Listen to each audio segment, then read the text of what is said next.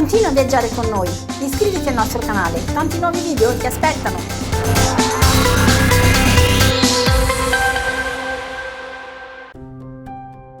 Prima sosta dalla ripartenza da Aquileia, in questo viaggio friulano.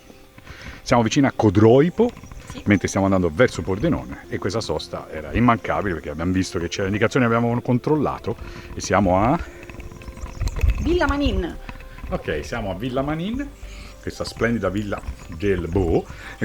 Vabbè, poi ci informeremo perché è stata una sosta improvvisata. Ed eccoci qua, guardate che roba, cioè, alla faccia della villettina di campagna. Questa è Villa Manin. Complesso monumentale sorto nel 500. Quindi rinascimentale. Per volere del nobile friulano Antonio Manin. Ok. Guardate che bella bellezza. Adesso facciamo un giretto sotto i porticati e poi facciamo la vista globale da là. Wow, bellissima. Notare che anche oggi abbiamo un altro viaggio di Ali per viaggiare nella più assoluta pace e o tranquillità. Colpo d'occhio veramente esagerato, eh?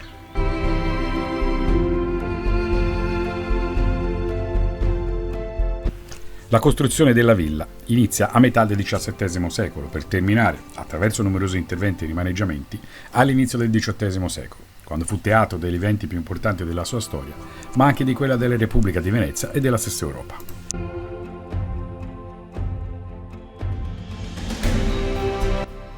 Ultimo proprietario della villa fu infatti Ludovico Manin, ultimo doge di Venezia che rinuncerà alla carica nel 1797. 1100 anni dopo l'investitura del primo doge. Eletto nel 1789, nel 12 maggio 1797 si vide costretto ad abdicare, sotto la pressione delle truppe napoleoniche, dichiarando la fine della millenaria storia della Repubblica di Venezia.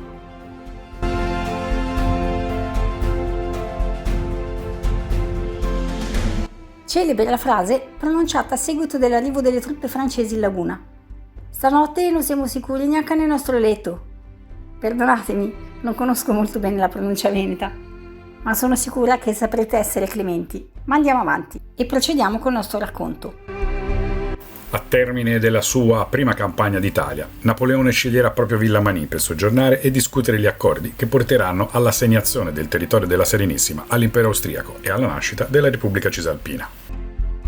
Anche la firma dello stesso trattato, conosciuto come il Trattato di Campoformio, sembra sia avvenuta nella Villa Manin invece che nella prevista casa di Bertrando del Torre a Campioformio. Si narra infatti che a causa del ritardo di Napoleone nel presentarsi al tavolo della firma, gli austriaci, temendo un cambio di condizioni, si fossero precipitati in villa firmando il trattato senza cambiare le intestazioni.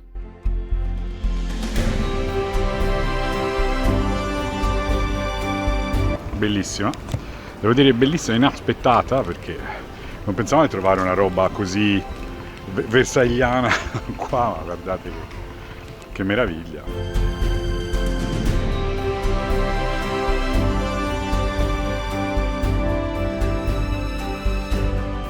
Abbandoniamo Villa Manin e riprendiamo il nostro viaggio verso Pordenone, dove speriamo anche di... Esatto, perché lei ricomincia a sentire i morsi della fame. Siamo nel centro di Pordenone, che dà l'idea appunto di una città piccola, tranquilla e rilassante, domenica. E adesso, mentre esploriamo, seguiamo qualche profumo invitante per fare una mangiatina. Pordenone, come tanti altri centri che abbiamo visitato, sprizzano spritz da tutti i pori e mi sembra che ogni ora sia buona per farsi un bello sprizzino.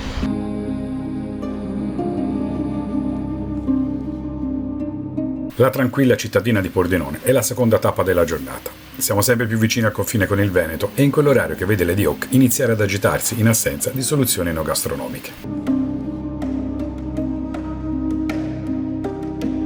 Le prime notizie storiche documentate della città si hanno a partire dal 1204, anche se la zona risulta abitata già da secoli. Inizialmente, sotto il patriarcato di Aquileia, diviene territorio degli Asburgo nel 1276.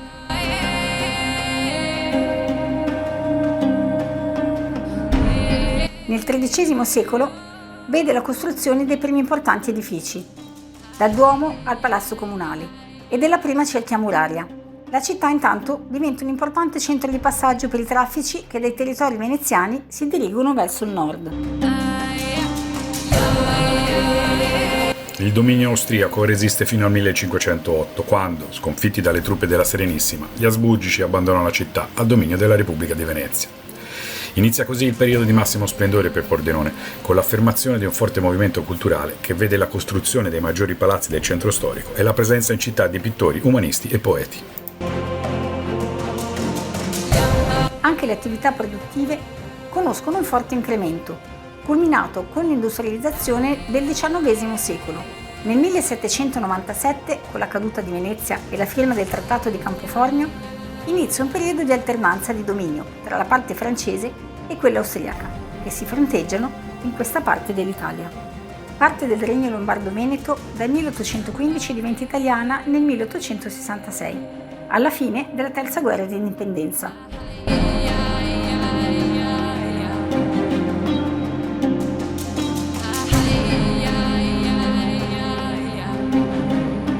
Campanile di San Marco, che ricorda molto nelle strutture, è campanile Di Venezia. Campanile di San Marco di Venezia, come giustamente la nostra Lady sottolinea.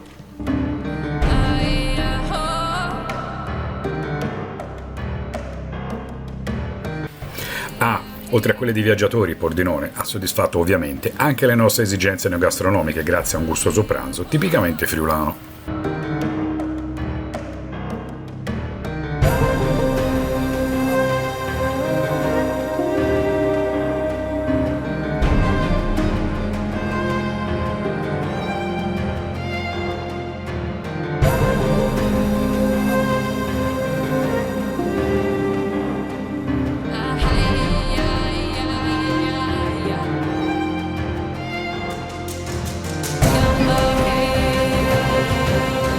Terminiamo la veloce visita, veloce di Pordenone, veloce la visita, lento il pranzo, molto piacevolmente lento. Ovviamente sfilano i palazzi decorati E colorati. e colorati. E andiamo verso la macchina, verso il blu che macchina, verso il blu pronti a ripartire per forse una prossima avventura, ma troppo. Devo purtroppo cominciare il viaggio di rientro.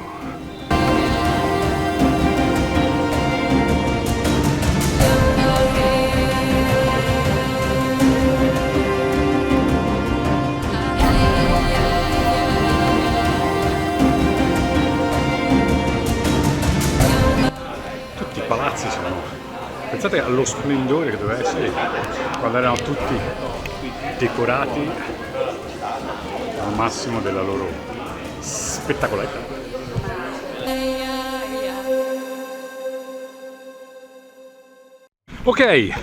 Ok, lo dico sempre, primavera ragazzi, è indiscutibilmente primavera. Castello di Conegliano Veneto, quindi dal Friuli, siamo sconfinati in Veneto, anche perché Pordenone è sul confine. La Vespetta che vespetta e noi entriamo nel Castello di Conegliano. La principessa varca la porta del castello e si incammina. Non siamo entrati col doblò perché la porta d'ingresso era alquanto stretta e storta e potevamo lasciarcelo. Simile alle strutture che troviamo nei dintorni come Marostica, con il maniero in altura ed il borgo ai suoi piedi, viene edificato nel XI secolo il Castello di Conegliano, che raggiungiamo dopo una buona mezz'ora, saltando erroneamente una tappa importante prima di sconfinare in Veneto, Sacile.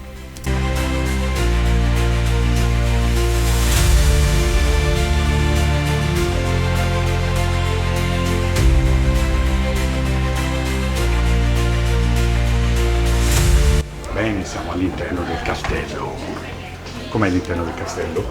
bello fresco.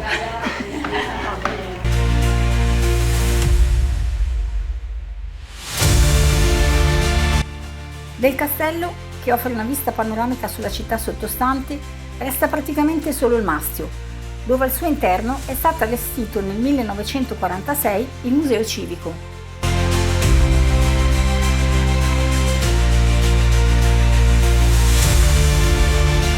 Il museo ospita, tra le altre cose, la Pinacoteca con importanti affreschi, la Sala del Camino con armature e strumenti di misura della Serenissima, la sala con le riproduzioni cartografiche del Settecento e la sezione archeologica e di storia locale.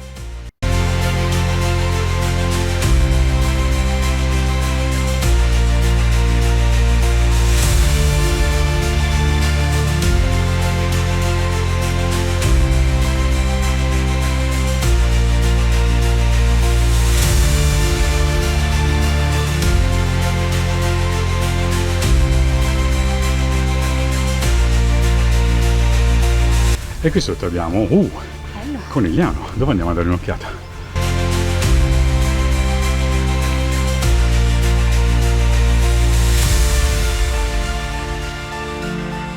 Un mastio dunque che merita sicuramente una visita, anche solo per la vista che dalla cima della torre di guardia è possibile godere.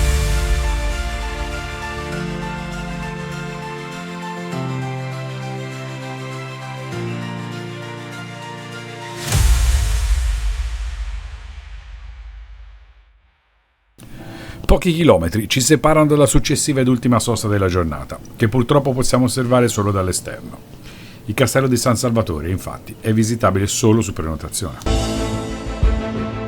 La famiglia Collalto, da sempre proprietaria del castello, fonda il maniero alla fine del XII secolo.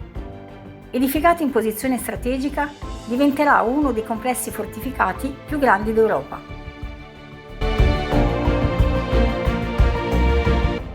Uscito incolume dal Medioevo, grazie alla sua inespugnabilità, sarà irrinunciabile meta e dimora di importanti artisti, durante il florido periodo trascorso sotto la protezione della Repubblica di Venezia.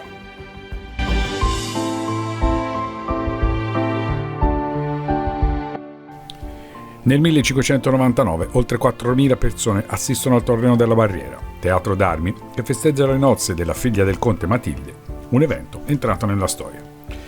Danneggiato durante la Prima Guerra Mondiale, verrà progressivamente ristrutturato fino alla nuova inaugurazione del 2003.